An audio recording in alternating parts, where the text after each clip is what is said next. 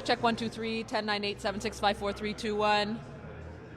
And here we have advertisement for real estate. If anybody's looking to buy a new home in the Mississauga area, Mississauga Fire is your place to start. Boom, boom.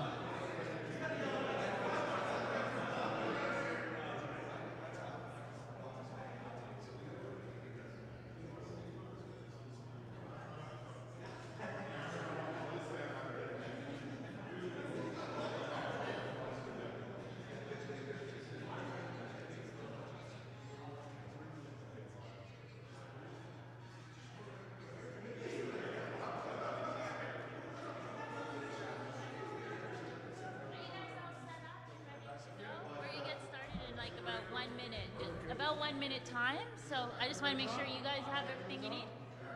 Everybody hooked up, ready to go? Yep.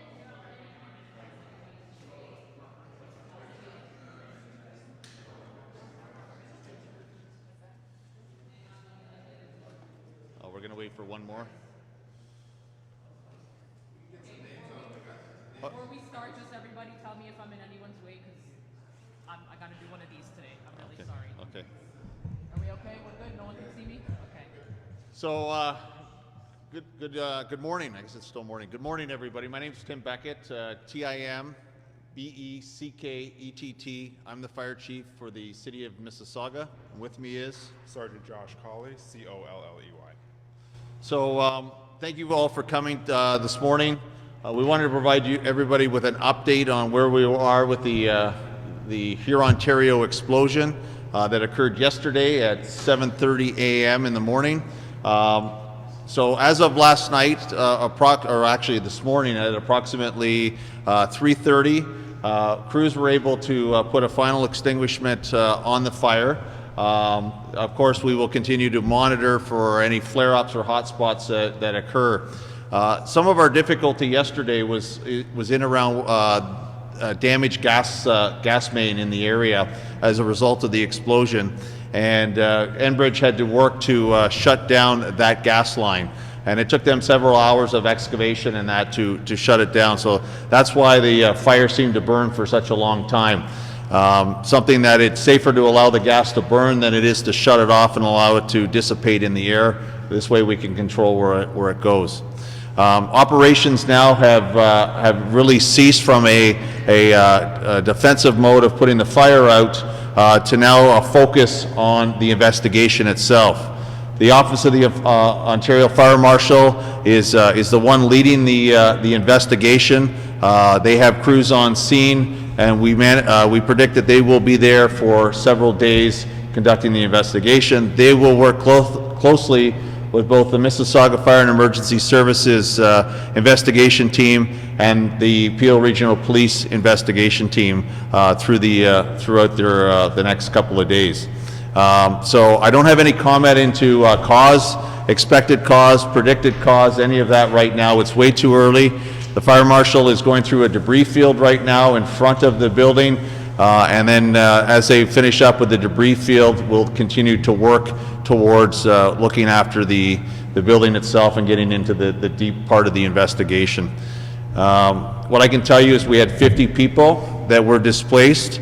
Most of them are from the units across the road on the west side, or sorry, on the east side of Huron-Ontario. They have since been moved from the reception center last night to a hotel in the region, and we've got them covered for a few days to start off with, while we continue to work on getting them relocated back to their apartments. A number of things that have to happen. The investigation has to continue on there. We have to make sure that the building's been cleared by our building staff inspectors as being safe, but we've now got windows that are blowing out, and all those need to be rectified before we can move people back in. And we got to make sure we've got gas back on in the area, and we'll work with Enbridge to make that happen. So when those people will get back is still yet to be determined, and we're working on right now the plan on what that will look like. So it could be a day, it could be 2 days. It'll all depend on the work that's going on. Other than that, that's what I've got to offer. Sergeant? Just from the police standpoint, we're here as a support for the OFM and the fire department. Obviously, we want to help us any way we can.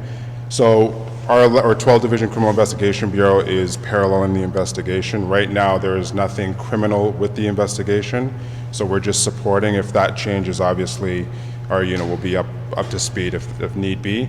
With regards to closures, there are a number of closures still on here, Ontario, so what we're asking everyone is to please go to 311. That's where you'll get the updated information rather than me standing up here just going through a number of different closures. They change every day, so we're asking to go to 311. And we're also asking for witnesses. Please come forward if you have any dash cam video. If you saw anything the morning of, anything leading up to the incident, please give the police a call. Call 311, call the fire. Please come forward and help us as much as you can. So just to confirm in terms of the closures, here Ontario will remain closed between Dundas and Hillcrest for a period of time that it takes us to conduct the investigation and until we can deem it safe enough to start opening up laneways. There's a lot of cleanup that needs to occur in that area as well. So we don't have an anticipated opening at this time. What I can tell you is that businesses south of Agnes, between Agnes and Dundas, are open, are able to be opened, and are accessed by pedestrian traffic only. So pedestrian traffic will be allowed between Dundas and Agnes. No vehicle traffic, however, and restrictions on pedestrian traffic from Angus north to Hillcrest. There will be no allowance of anybody into that area on foot. The high school in the area is closed today. We're working with the school board on how quickly we can get that open. So that will be something that determination will come out through the school board. And the library in the area is normally closed on Mondays anyways. So we're going to continue to assess that, but it looks like we should be able to get that and make sure that it's opened tomorrow for the public. So I guess we'll take any questions. So I know that you don't have any ideas as to the cause right now, but have you categorically ruled out foul play? 100%? So the investigation will look at all different aspects of it. To say what we've categorically ruled out or not, that will be up to the OFM as part of their investigation. So I can't comment on what's ruled out, what's not ruled out, because that's part of their investigation piece. Can you talk about the building where the explosion happened? Do you have any idea how many businesses were destroyed yesterday? What kind of businesses they were? That's something that we're still continuing to compile. I mean, we've got a number of that building that has collapsed. So we're continuing to put those pieces together. What I do know is that a number of them were commercial related. You can see pictures on Google Maps as to what it looked like prior to the explosion and what it looks like now. We know we had commercial buildings or commercial units on the ground floor, some on the second floor, as well as a mix of some residential on the second floor as well. Do you have any idea of the structural stability of the rest of the building? Is it likely it's going to have to come down? What does it mean for that? I mean, there are other businesses that were not destroyed. Will those people be moving back in? So I would say that building has sustained heavy damage as a result of a number of things. A, the explosion, B, the fire, and C, the amount of water that was poured on to control that fire.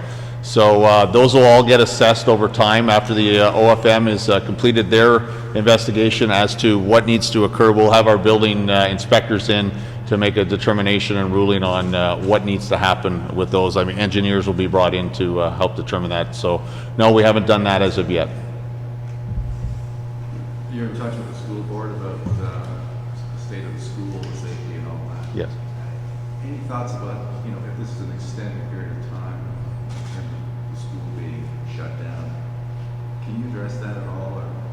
So we're working with the school board. We're working with the superintendent of the school board right now, and we're making plans as to assessing any damage that might be in that school, and we will be making further determination there. If they can, quite frankly, if they can get it, if everything's okay inside damage-wise and it gets cleaned up, they may be able to open tomorrow. But I'm not going to necessarily speculate that will occur. We're going to leave that to the school board to determine. Did I hear you say tomorrow is a possibility?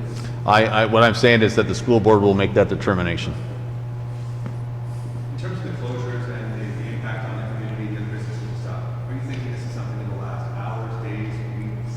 Well, we know the investigation will take several days.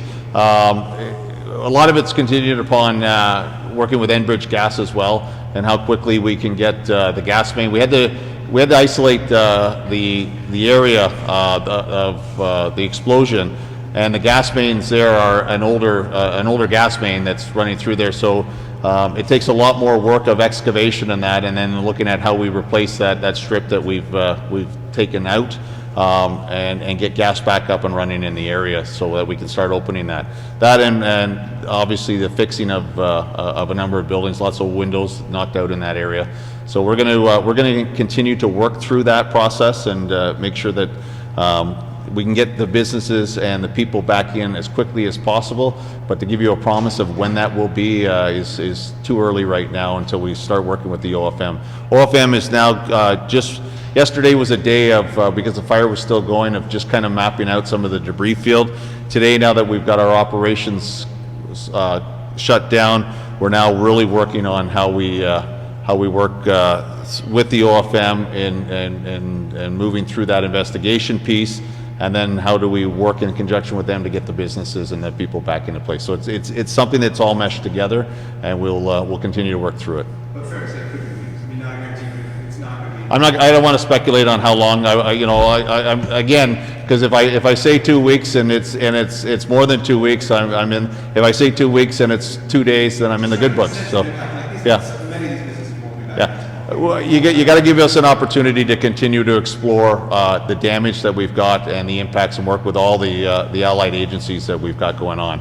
So I can't tell you if it's going to be days or weeks right now until we get more information in. Is it safe to say here Ontario will be closed for the rest of today, possibly tomorrow? Here, Ontario will likely be closed the rest of the day. It's going to take us some time to get that area cleaned up. Even if the OFM releases the area, the road area back to us, it's going to take us some time to clean up the debris and move some fencing around and block off what we need to do. So I would suggest that it will be closed for at least the balance of today. All right. Oh, just quickly, so any future briefings for today will be done through either, if there's any substantial stuff, will be done through police media or through the city media on the website. We don't plan on doing another press scrum or media briefing live. Okay.